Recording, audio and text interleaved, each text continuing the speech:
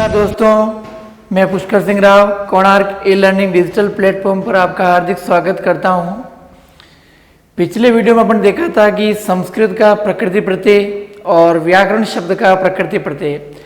आज अपन बात करते हैं कि व्याकरण शब्द का उल्लेख कौन कौन सी पुस्तकों में कौन कौन से कवियों ने किस किस प्रकार से विवेचन किया है।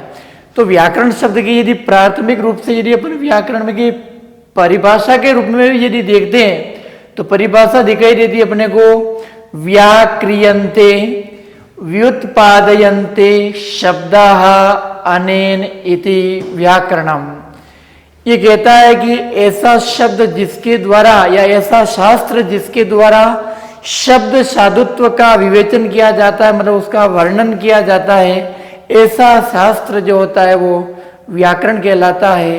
कहने का तात्पर्य, व्याकरण मतलब एक ऐसा ग्रंथ है जिसमें कोई भी शब्द का निर्माण होता है, उसमें किस प्रकार की धातु का प्रयोग, किस प्रकार के उपसर्गों का प्रत्ययों का प्रयोग मिलकर किस प्रकार के शब्द का निर्माण हुआ है, इस प्रकार के शास्त्र को कौन सी संज्ञा दे दी जाती है, तो व्याकरण की संज्ञा दी जाती है। इसी प्रकार शास्त्रों में परिभाषा लिख रखी है कि व्याक्रियन्ते व्युत्पादयन्ते शब्दाः अनेन इति व्याकरणम, कि ऐसा शास्त्र जिसके द्वारा शब्द साधुत्व का अपने को ज्ञान होता है, इस प्रकार का जो शास्त्र होता है वो शास्त्र क्या कहलाता है, व्याकरण कहलाता है।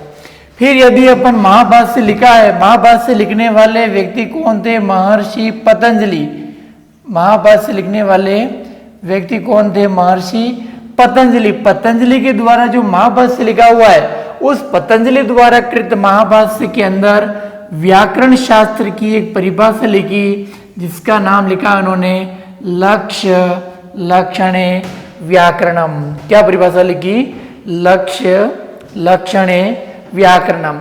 यहाँ पे महर्षि पतंजलि ने लक्ष्य का तात्पर्य लेकर क्या समझाने की कोशिश कर रहे हैं, वो कि लक्ष्य का तात्पर्य क्या होता है, उदाहरण, और लक्षण का मतलब क्या होता है, यहाँ पे सूत्र होता है, अर्थात सूत्र भी हो सकता है, अर्थात सूत्र को और किस नाम से भी जाना जाता है, तो नियम के नाम से भी जाना जाता है। तो यहाँ पे ये दिखाई देता है कि ऐसा शास्त्र जिसके द्वारा अपने को उदाहरण और सूत्र का दोनों का ज्ञान हो जाता है, अथवा सूत्र के माध्यम से उदाहरण को और उदाहरण के माध्यम सूत्रों का इस प्रकार का जो ज्ञान होता है, उस शास्त्र को ज्ञान कराने वाला क्या कहलाता है, व्याकरण कहलाता है। इसी प्रकार एक परिभाषा और दी इन्होंने कि मुखम व्याकरणम स्मृतम, कि मानव शरीर में जिस प्रकार की जो प्रधानता मुख को दी जाती है, उसी प्रकार शास्त्रों में व्याकरण को भी कौन सी संज्ञा दे दी, तो मुख की संज्ञा दे दी। कि जिस प्रकार मानव शरीर में अपने मुख नहीं हो तो मानव शरीर का कोई भी महत्व नहीं रह जाता है, उसी प्रकार यदि शास्त्रों में भी यदि व्याकरण को निकाल दिया जाए तो वो शब्द का निर्माण कैसे हुआ, वो शब्द क्या कार्य करता है, उसकी प्रकृति क्या है, उसमें कौन से प्रत्ययों का प्रयोग हुआ है, ये सारी जानकारी देने के लिए किस शास्त्र की आवश्यकता होती है, अपने को व्याकरण की। इसीलिए दोस्तों याद रखना कि व्याकरण को जो है वो कौन सी संज्ञा दे दी, मुख की संज्ञा दे दी। अब यदि उन शास्त्रों की बात करते हैं तो शास्त्र में व्याकरण के भी बहुत सारे मतावलंबी हुए। किसी व्यक्ति ने कोई परिभाषा दी, किसी ने कोई और परिभाषा दी। तो एक अपन शास्त्रों में भी एक श्लोक के रूप में व्याकरण को समझाने की प्रधानता बताई इन्होंने, कि जिस प्रकार अलग अलग अंगों की जो प्रधानता होती है, उसी प्रकार व्याकरण शास्त्र में भी क्या करा है व्यक्तियों ने, कि पूरे व्याकरण शास्त्र को एक महादेव लिख रखा, महादेवो रोरविति वृषभो, एक वृषभ की संज्ञा कर दी। मतलब कि व्याकरण को भी क्या मान लिया इन्होंने, एक बेल। अब व्याकरण को वृषभ की संज्ञा देकर के उस वृषभ के जो जो अंग होते हैं, उस अंगों में व्याकरण के कौन कौन से अंगों की तुलना की गई है, इस प्रकार इस श्लोक के माध्यम से वर्णन किया जाता है। तो अपन देखते हैं कि समझा रखा है चत्वारि श्रृंगा। श्रृंगा शब्द का तात्पर्य होता है सिंह, कि जिस प्रकार बेल के तो दो ही सिंह होते हैं, लेकिन यहाँ पे इन्होंने व्याकरण शास्त्र में सिंह की संख्या कितनी बता दी, 4 संख्या बता दी। कि यहाँ पे सिंह की संख्या कितनी होगी, 4, क्योंकि बेल के सिंह 2 ही होते हैं। लेकिन व्याकरण शास्त्र में वृषभ की संख्या दी है, तो वृषभ की संज्ञा दे करके वृषभ में जो सिंह की जो संख्या बताने की कोशिश की गई है, वो सिंहों की संख्या इन्होंने कितनी बता दी, तो 4 संख्या बताई। अब 4 संख्या बताई तो उन्होंने पहली संख्या बताई थी सुबंत। सुबंत से तात्पर्य क्या है, सुप धन अंत।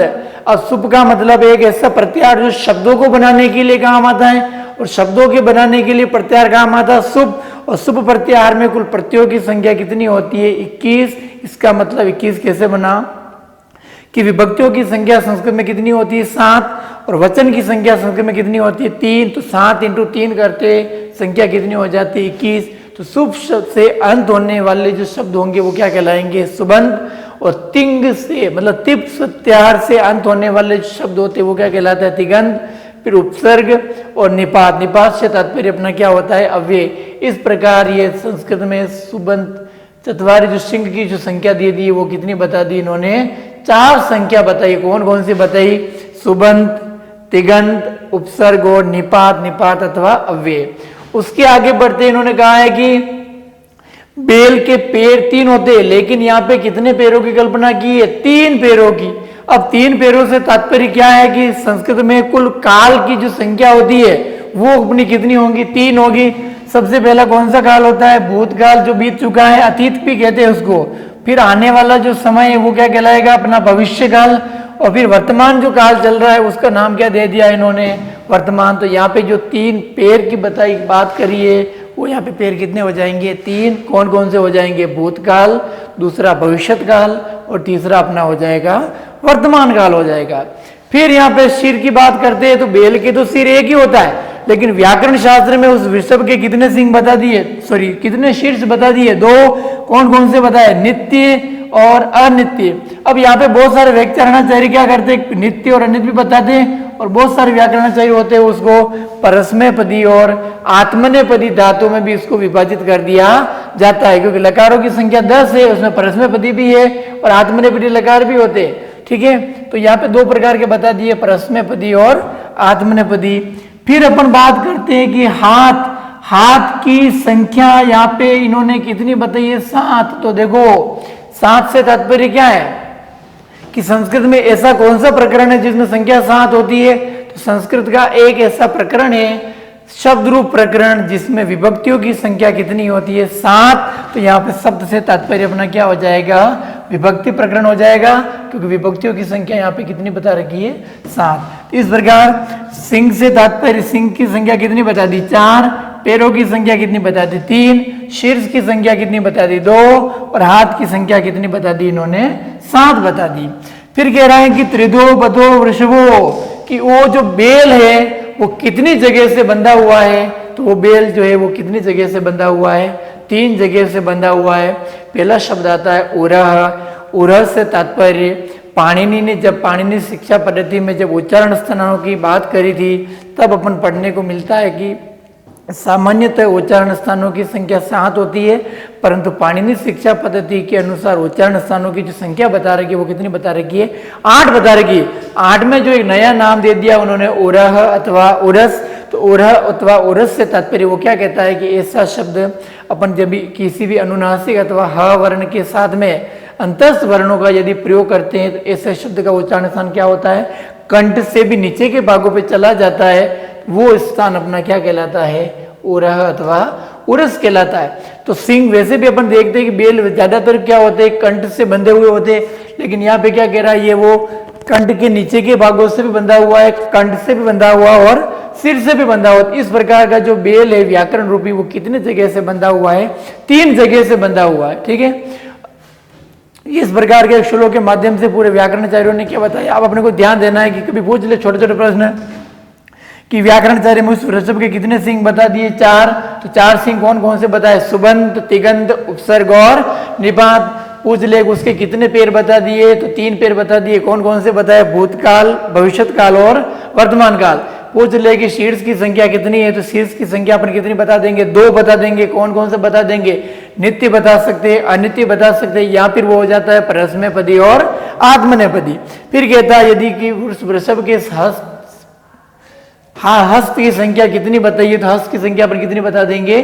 7। और फिर कहते हैं कि वृषभो कितनी जगह से वो बंधा हुआ है? कतिबद्धो। तो वो अपना उत्तर क्या हो जाएगा? त्रिबद्धो हो जाएगा। इस प्रकार से व्याकरण में वृषभ की संख्या देख करके भी विभिन्न प्रकार का वर्णन व्याकरण ने समझाने की कोशिश की है। उसके बाद में महर्षि पतंजलि ने जो महाभाष्य लिखा है, उस महाभाष्य के अंदर व्याकरण शास्त्र को एक नए नाम से संबोधित किया है जिसका नाम है शब्दानुशासनम। पतंजलि जी कहने की कोशिश करते हैं कि एक ऐसा शास्त्र जिसके माध्यम से शब्द साधुत्व का ज्ञान होता है, मतलब एक शब्दों का व्यवस्थित क्रम जानने की अपने को सहायता प्रदान होती है, तो उस प्रकार का जो ग्रंथ होता है वो ग्रंथ क्या कहलाता है? शब्दानुशासन कहलाता है। तो व्याकरण को शब्दानुशासन कहने वाले व्यक्ति कौन थे? महर्षि पतंजलि। उसके आगे बढ़ते हैं कि महर्षि पतंजलि ने ही व्याकरण शास्त्र के प्रयोजन बताने की कोशिश की। तो महर्षि पतंजलि ने व्याकरण के कुल कितने प्रयोजन बता दिए? 5। एक सूत्र लिखा उन्होंने, क्या सूत्र लिखा? कि रक्षो हागम लघ्व असंदेहा। रक्षो शब्द का मतलब यहाँ पे क्या है दोस्तों? रक्षा। क्या शब्द हो जाएगा? रक्षा हो जाएगा। आगम का मतलब यहाँ पे शब्द हो जाएगा अपना आगम, रक्षा धन रक्षा। दूसरा शब्द हो जाएगा दोस्तों ऊह। तीसरा हो जाएगा अपना आगम। चौथा हो जाएगा लघु और 5वां हो जाएगा अपना असंदेह। 5वां क्या हो जाएगा? असंदेह। व्याकरण पूछ ले व्याकरण शास्त्र के कितने प्रयोजन है, तो कितने प्रयोजन बताएंगे? 5। सबसे पहला प्रयोजन कौन सा है? रक्षा है। दूसरा ऊ है। तीसरा आगम। चौथा लघु। 5वां असंदेह। यह कहता है कि वेदों की रक्षा के लिए, वेदों में जो शब्द बताए उनको कहने के लिए, रक्षा वेदों में जो आगम शब्द होता है उनको, कुछ लघु शब्द उनका, और व्याकरण बताने में किसी प्रकार के असंदेह मतलब असंदेह की आवश्यकता नहीं होती। व्याकरण के कितने प्रयोजन बता दिए? 5। रक्षा, ओह, आगम, लघु और असंदेह। कभी पूछ ले कि निम्नलिखित में कौन सा व्याकरण का प्रयोजन नहीं है, तो अपने को 5 शब्दों को याद रखने की जरूरत पड़ेगी। कौन कौन से? रक्षा, ओह, आगम, लघु और असंदेह। ये कई बार पूछा जा सकता है कि व्याकरण के प्रयोजन कितने या कौन कौन से, कौन सा नहीं है। उसके बाद में यदि अपन बात करें कि व्याकरण शास्त्र के सबसे पहले प्रवक्ता कौन हुए, तो अपन बात करते हैं कि जैसे सृष्टि की रचना करने वाले व्यक्ति कौन हुए थे? ब्रह्मा जी हुए। उसी प्रकार से इस व्याकरण शास्त्र को उत्पन्न करने वाले, व्याकरण के ज्ञान को उत्पन्न करने वाले व्यक्ति कौन हुए होंगे? ब्रह्मा जी हुए। परंतु ब्रह्मा जी के द्वारा किसी भी प्रकार की कोई भी पुस्तक नहीं लिखी गई।